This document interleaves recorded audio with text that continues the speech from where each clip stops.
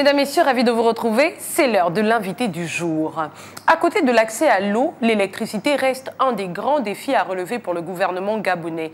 L'absence de poteaux électriques dans plusieurs quartiers du Grand Libreville est une porte d'entrée à toutes sortes d'initiatives des populations pour s'alimenter en électricité, et ce, parfois à l'insu des autorités compétentes. Le fait de voir des câbles électriques à haute tension interconnectés et traînés sur plusieurs mètres de façon anarchique émane de plusieurs raisons. Argument non négligeable qui pousse certains à proposer des solutions. Pour en parler, nous recevons Rémi Cédric Maïla. Il est le président de l'ONG luttant contre les branchements et installations anarchiques. Bienvenue sur ce plateau de l'invité du jour. Merci Madame Aranga, c'est l'ONG Lubia qui vous remercie de l'avoir invité.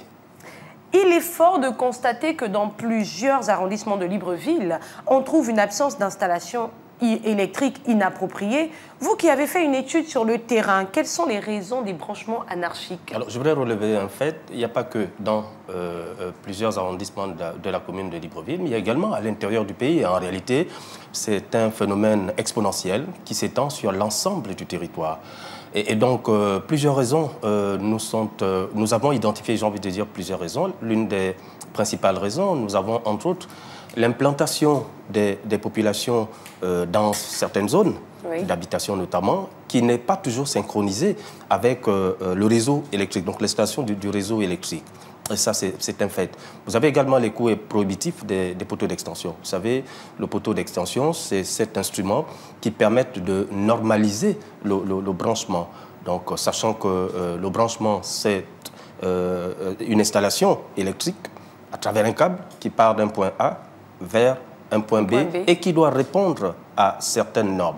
Il y a également, j'ai envie de dire comme ça, le laxisme institutionnel, parce qu'il y a des dispositions réglementaires qui sont là, qui sont perceptibles et qui doivent réguler le secteur, notamment dans le domaine de l'accès à l'électricité. Aujourd'hui, d'ailleurs, on parle d'accès universel et c'est tant mieux. Et donc, c'est tout cet écosystème, malheureusement, et bien d'autres encore, c'est sans être exhaustif notamment, qui favorise ce que nous appelons, nous, à l'ONG Lubia, les branchements de la mort, parce qu'il faut le dire, ce sont des branchements qui requièrent des dangers et des dangers permanents pour les populations. En attendant que la situation s'améliore, quelles sont les choses que ces personnes-là doivent mettre en place pour assurer leur sécurité? Comment faire? Alors, comment faire? Déjà, ce qu'on observe là, c'est qu'elles utilisent des moyens qui sont à leur portée. Hein. Ce sont des câbles qui sont transportés soit par des lattes, des chevrons, des barres de fer dans certains quartiers. Oui.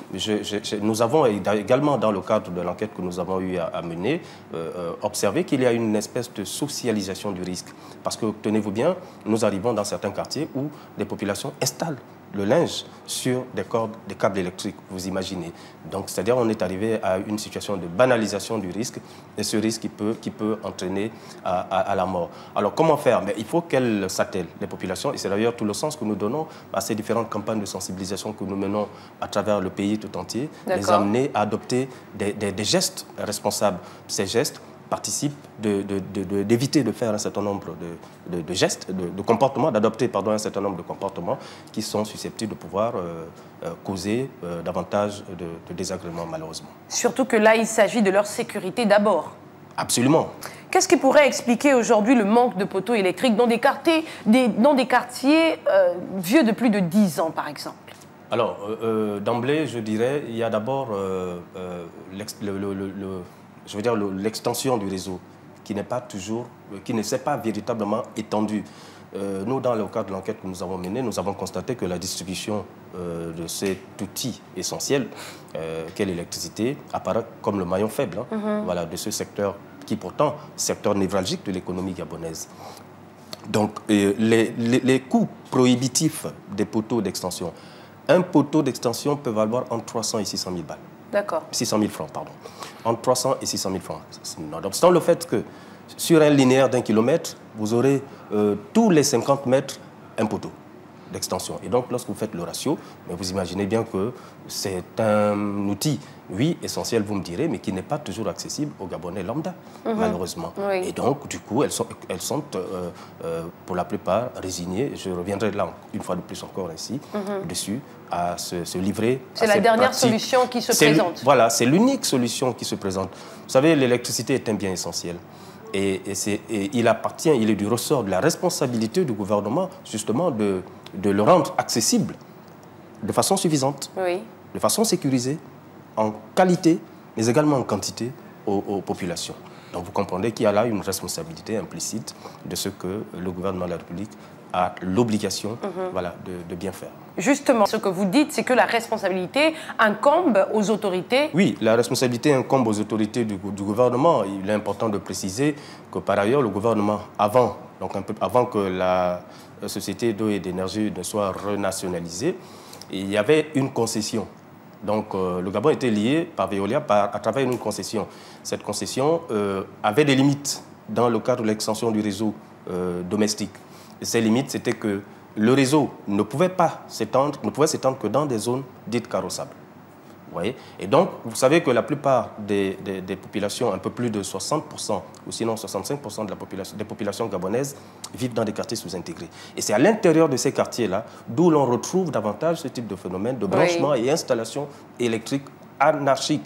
Puisque je l'ai dit à l'entame de mon propos, il y a un manque de synchronisation entre l'implantation, donc la construction, la viabilisation des constructions de ces populations et la distribution des réseaux électriques. Comme pour dire que les logements arrivent avant la distribution des poteaux électriques. C'est l'État qui suit le développement, madame, malheureusement. Enfin, jusqu'à un passé récent. Nous osons espérer aujourd'hui, on a de grands espoirs avec Libreville 2 qui va arriver d'ici quelques années, qui va certainement prendre en compte ce type de contours qui ne nous aura pas véritablement aidé dans les processus des différentes politiques de développement qui auraient pu être initiées ici et là. Alors, est-ce qu'on peut dire qu'il y a une mauvaise communication venant des autorités compétentes?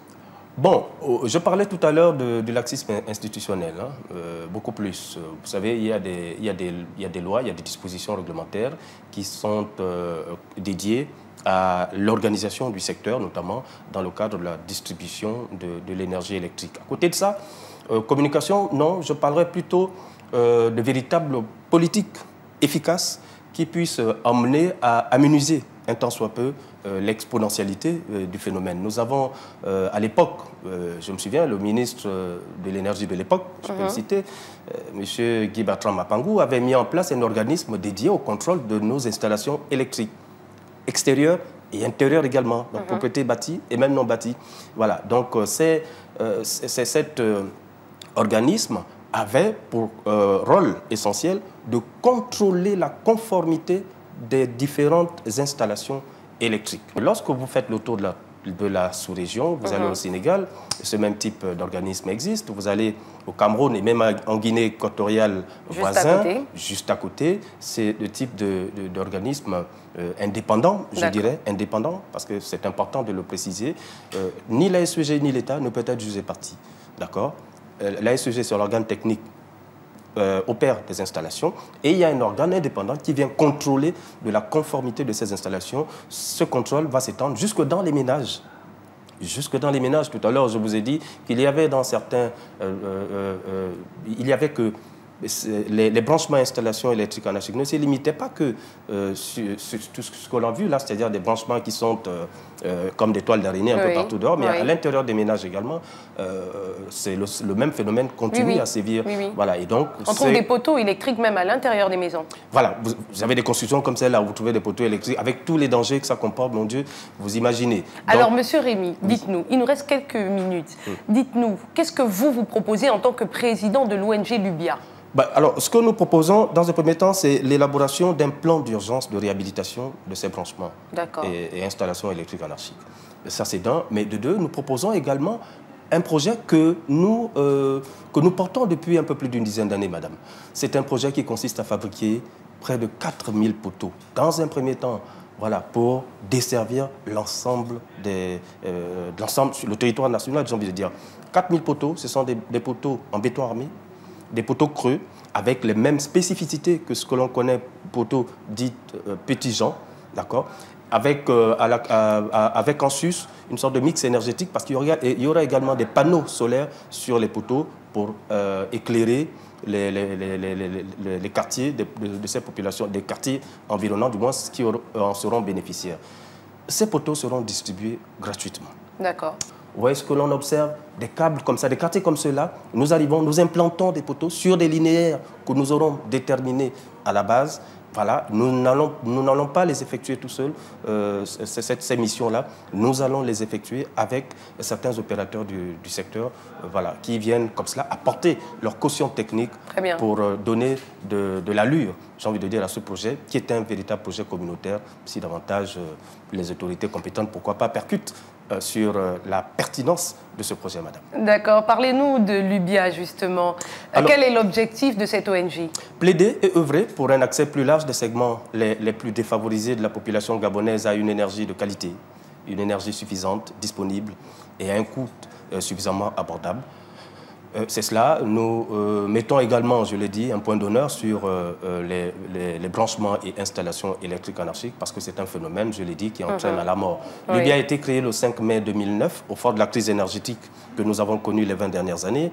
Une crise énergétique qui, comme on l'observe, continue à suivre son petit bout de chemin.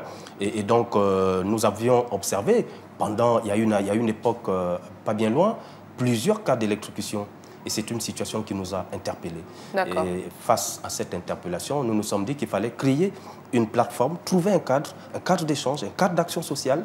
Et ce cadre, il fallait lui donner un nom. Nous avons pensé à l'UBIA, L-U-B-I-A, l'acronyme de Luttons contre les branchements et installations électriques anarchiques. Très bien. Vous avez certainement un plaidoyer quand on sait que vous avez rencontré plusieurs autorités locales. Dites-nous. Oui, effectivement, entre 2010 et maintenant, nous avons des autorités locales. Je parle beaucoup plus des ministres de la République qui se sont succédés jusqu'à maintenant. Nous leur avons posé le problème. De l'époque à maintenant, ils étaient bien conscients de la pertinence, en moins de la véhémence de la problématique qui était posée. Nous leur avons partagé le projet, ils ont percuté à ce moment-là. Et puis, bon, malheureusement, comme on a coutume de le dire dans notre pays, j'espère que c'est bien fini bientôt, la question de la volonté politique, voilà, se posait déjà à cette époque-là, mais nous croyons qu'avec l'essence de cette 5e République, les choses vont bouger, les lignes vont véritablement bouger et que nous arriverons à implémenter ce projet qui consiste, je le dis, à fabriquer 4000 poteaux d'extension en béton armé avec un mix énergétique, donc une lampadaire solaire, voilà, qui va permettre justement non seulement de réhabiliter ces branchements installations électriques anarchiques, mais aussi d'éclairer la plupart de ces quartiers dits sous-intégrés et qu'on a considérés comme étant des quartiers à zone difficile. C'est un plaisir de vous avoir sur ce plateau. C'est un plaisir de toujours vous avoir à l'écoute. Merci, madame. Chose dite, retenons que l'électricité est un bien de première nécessité dont l'accès est reconnu comme un droit. Aujourd'hui, le principal défi est de garantir un accès équitable à ce service essentiel sur toute l'étendue du territoire. Nous parlions dans cette émission des causes et conséquences des branchements anarchiques au Gabon avec Rémi Cédric Maïla qui, je le rappelle, est le président de l'ONG luttant contre les branchements et installations anarchiques. Nous, on se dit à très vite. Merci à tous de votre fidélité et bonne suite de programme sur Gabon 24.